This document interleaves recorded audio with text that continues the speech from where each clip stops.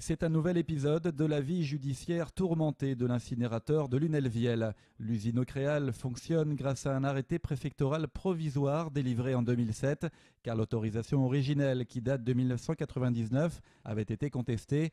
Et le 14 octobre dernier, le Conseil d'État l'a définitivement annulée. On parle effectivement de dossiers qui avaient été déposés à l'époque dans les années 97-98, donc vous voyez, ça remonte à plus d'une dizaine d'années. Ce qui a été retenu, c'est en fait un certain nombre d'éléments d'hypothèses d'impact théoriques qui auraient été jugés insuffisants par les tribunaux. Depuis, on bénéficie d'une dizaine d'années de retour d'expérience et de fonctionnement qui ont démontré l'absence d'impact du site sur son environnement.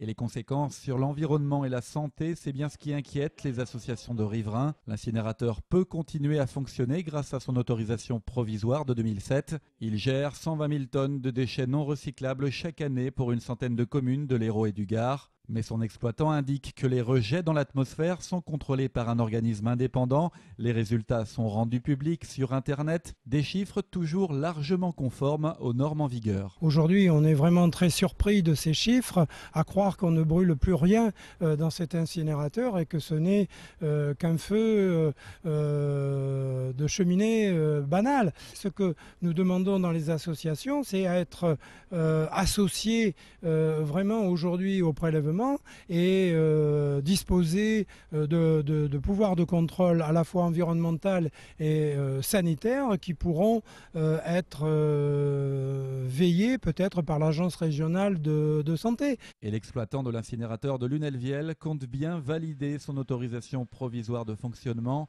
L'étude du dossier déposé en 2007 devrait être bouclée début 2012. Mais les actions en justice ne sont pas terminées, les associations ne désarment pas.